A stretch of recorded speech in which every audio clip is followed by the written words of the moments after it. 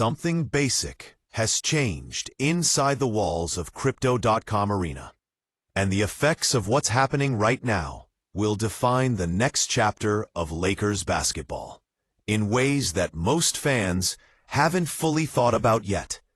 Welcome to Lakers News Fan Report, your special source for every important development, every strategic insight, and every piece of exclusive analysis about our beloved Los Angeles Lakers. I'm here to bring you the straight truth about what's developing with this team, mixing inside perspective with fair analysis that cuts through the noise and gives you exactly what you need to understand where we're going.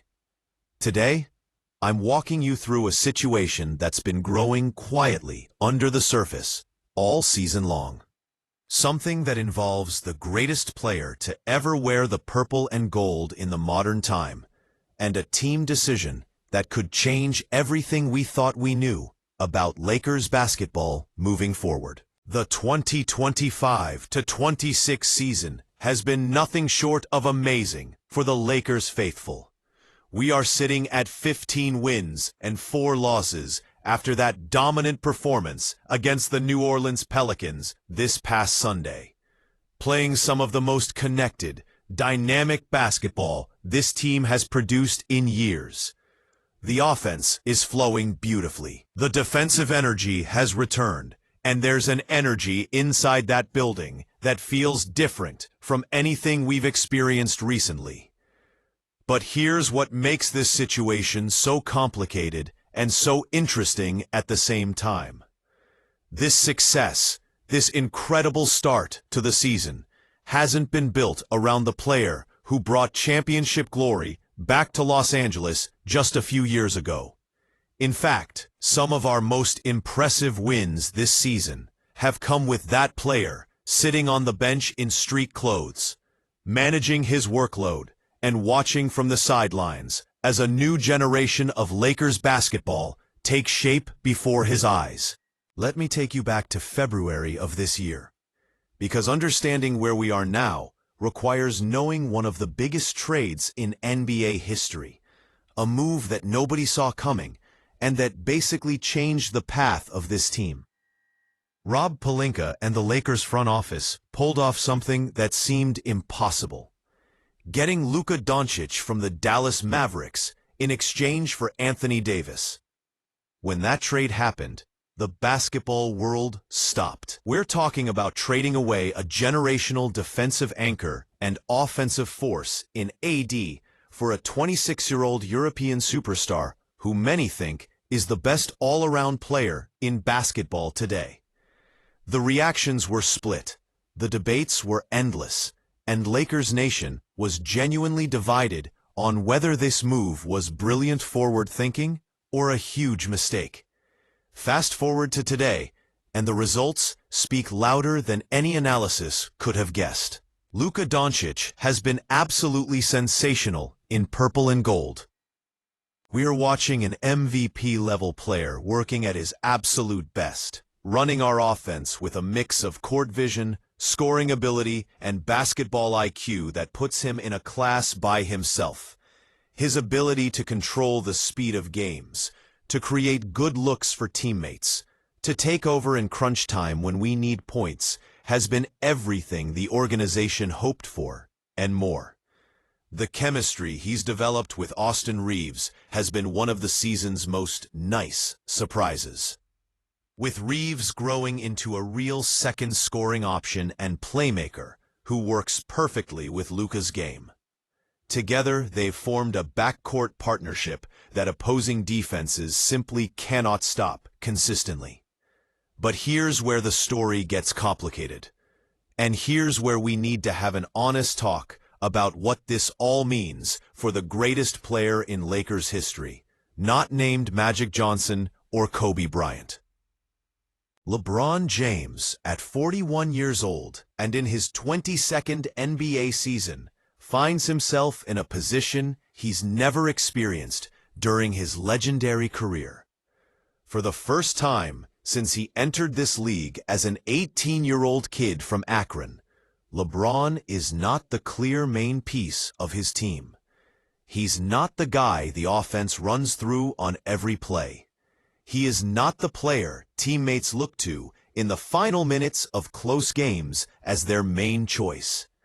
And perhaps most importantly, the Lakers have shown they can win at a top level without him on the floor, which raises questions that would have been unbelievable just 2 seasons ago. The statistics tell part of the story, but they don't capture the full complexity of what's happening. LeBron is still producing when he plays, still showing flashes of that amazing talent that's defined his career. He can still average over 20 points per game when healthy, can still make passes that only a few players in basketball history could even think of trying, can still impact winning in ways that don't always show up on the stat sheet.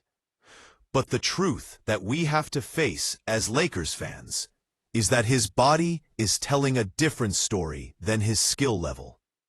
The sciatica in his left leg has been a constant problem, needing careful rest management through the season. We've seen him sit out many games already, and the expectation from the medical staff and coaching staff is that this will be the pattern going forward. LeBron will play when he's physically able, but there will be long stretches where rest and recovery take priority over suiting up for regular season games. Stephen A. Smith, one of the most well-known voices in basketball media, and someone who's had his share of disagreements with LeBron over the years, recently appeared on the Joe and Jada podcast and shared some thoughts that are worth looking at closely. Smith agreed that LeBron, even fighting through sciatica at age 41, still has the ability to help at a high level and average over 20 points per game. That's not in question, and anyone watching him play can see that the skill set is still mostly there.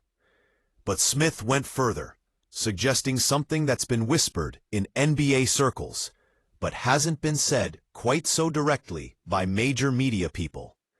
He said that if the Lakers had their choice, they would look at trading LeBron, not because his game has fallen off a cliff, but simply because of age and the fact that Luka Doncic represents the future of this team. Now, before anyone jumps to conclusions or gets defensive about that statement, let's break down the logic behind it, because there's actually a clear team philosophy at work here. The Lakers are 15-4 with Luka Doncic leading the way. They've got a 26-year-old superstar who could be the face of this team for the next 10 years. They've got Austin Reeves, who's 27 and playing the best basketball of his career. They've got young players developing around this core who need minutes and chances to grow into their potential. And then they've got LeBron James, who will be 42 years old before the playoffs begin, who's handling lasting injury problems, and whose timeline doesn't match the championship window that's opening up around Luka. From a pure team-building and long-term planning point of view, the argument for moving on from LeBron, as painful as that sounds, makes strategic sense. This isn't about disrespect. This isn't about making less of what LeBron has meant to this team or the championships he's helped bring.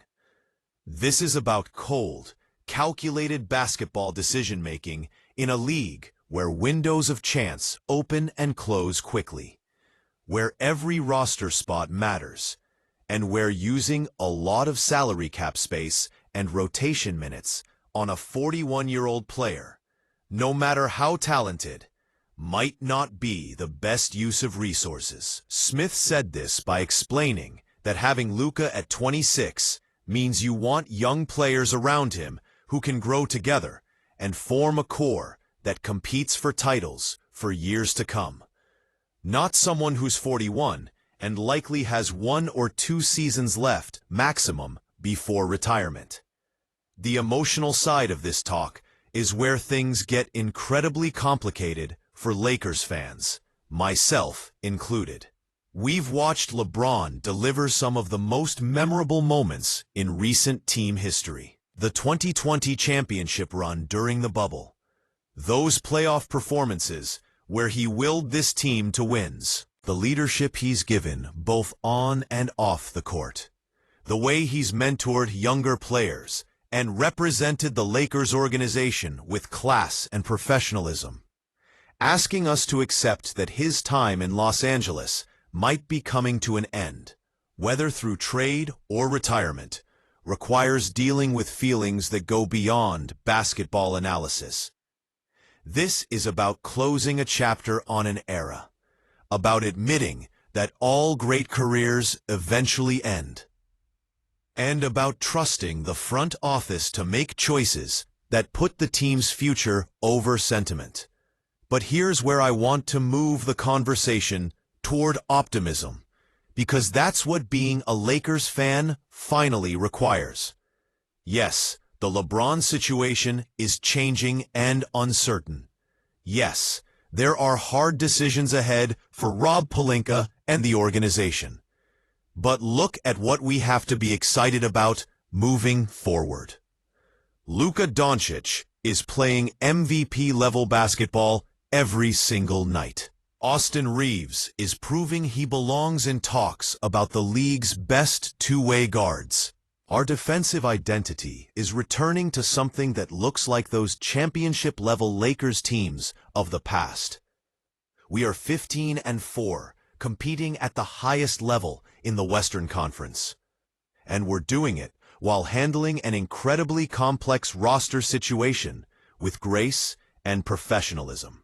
The way forward for the Lakers likely involves some version of moving away from the LeBron era and fully committing to building around Luka for the next decade. Whether that happens via trade this season, whether LeBron decides to retire at the end of this year, or whether he finishes his career in Los Angeles in a smaller role, the end result is the same.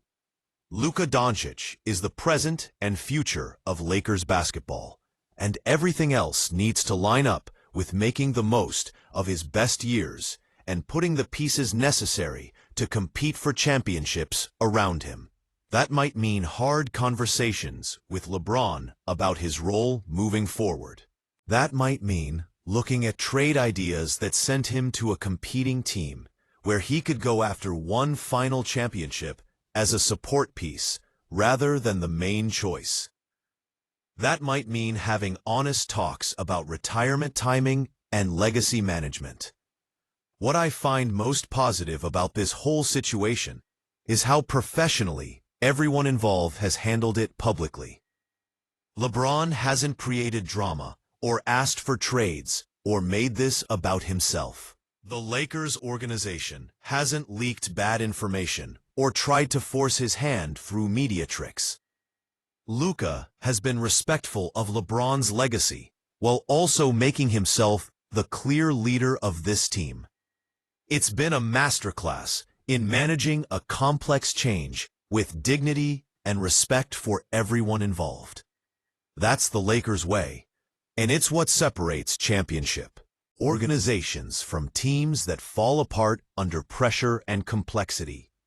From a basketball point of view, there are real questions about how LeBron fits into this rotation moving forward if he stays on the team. Does he come off the bench as a veteran leader who plays 20 minutes per game? Does he start but work in more of a helper role rather than main scorer? Does he accept being the third or fourth option on a team where Luka and Reeves handle most of the offensive creation? These are conversations that will happen behind closed doors between coaching staff, front office, and LeBron himself. The answers will define how the rest of this season goes and whether everyone can work together successfully or whether a more permanent solution needs to be found. One thing I want to stress as we think through this analysis together is that appreciating what LeBron has done for Lakers basketball and recognizing that his time might be ending are not opposite positions. You can honor the past while also accepting the future. You can celebrate the championships and memories while also admitting that Luka Doncic represents a once-in-a-generation chance to build another great team. The greatest teams in sports history have always been willing to make hard decisions when needed, to put long-term success over short-term comfort, and to trust their judgment of talent and timing, even when it means moving on from loved players. The comparison to other legendary Lakers changes is unavoidable here.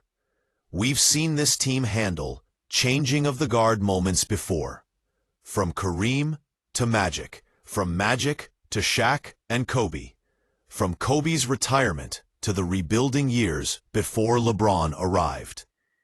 Each change carried its own emotional weight and required fans to process change that felt impossible to accept in the moment. But every time the Lakers have come out on the other side, with new stars, new championships, and new memories to love. That's the strength of this team, the organizational excellence that defines Lakers basketball across generations. Looking ahead to the rest of this season and beyond, my expectation is that we'll see LeBron's role continue to get smaller, naturally, through rest management and injury care. He'll play when he's healthy and when it makes strategic sense, but the days of him playing 35 minutes per game and being the offensive focus are behind us. That truth creates chances for younger players to step up, for Luka to truly make himself the clear leader, and for this team to develop the identity that will carry them through playoff fights in April, May, and hopefully June. Whether LeBron is part of that playoff run, or whether changes happen before then, remains to be seen. But either way, the Lakers are positioned to compete at the highest level. Now, I need to hear directly from you, because your voice matters in this community, and because thinking about this situation requires honest talk among Lakers fans who love this team deeply. Drop a comment below and tell me how you're feeling about everything we've discussed today. Do you think the Lakers should look at trading LeBron before the deadline? Or would you rather see him finish his career in Los Angeles, no matter his role? How do you feel about Luka Doncic as the new face of the team? Are you confident in Rob Pelinka's ability to handle this change successfully? And most importantly, when you think about Lakers basketball 5 years from now, what does that look like to you? Let's have this conversation together in the comments. To wrap everything up, here's my final analysis on this whole situation. LeBron James, at 41 years old, with lasting injury concerns, finds himself at a turning point where his personal legacy meets team planning for the Lakers' future. The arrival of Luka Doncic has basically changed the team's order and timeline, creating a situation where hard decisions about LeBron's future role or possible leaving must be faced honestly. While his skill level is still impressive, the mix of age, injury management, and the team's success without him has changed the math for what makes sense moving forward. For Lakers fans, this requires balancing deep thanks for what LeBron has done in purple and gold, with excitement about a new era built around one of basketball's best young superstars. The team is 15-4, playing top basketball and positioned beautifully for lasting success. Whatever happens with LeBron, whether through trade, retirement, or continuing in a smaller role, the Lakers' future looks incredibly bright, with Luka leading the way. Make sure you're subscribed to Lakers News Fan Report right now for complete daily coverage of every development around this situation and all things Lakers basketball. Hit that subscribe button, turn on the notification bell, and become part of our community of passionate Lakers fans. who want the most detailed, honest analysis available anywhere. Share this video with every Lakers fan you know who needs to understand what's really happening with this team. Take part actively in the comments with your thoughts and guesses. Check back tomorrow because I'll be breaking down more Lakers news, trade possibilities, and strategic analysis that you won't find anywhere else. This is where you get the truth, delivered with passion and professionalism. Thank you so much for watching. You guys are the best. We're doing awesome. Please subscribe if you like the videos. Thank you again. See you in the next one. Have an awesome day.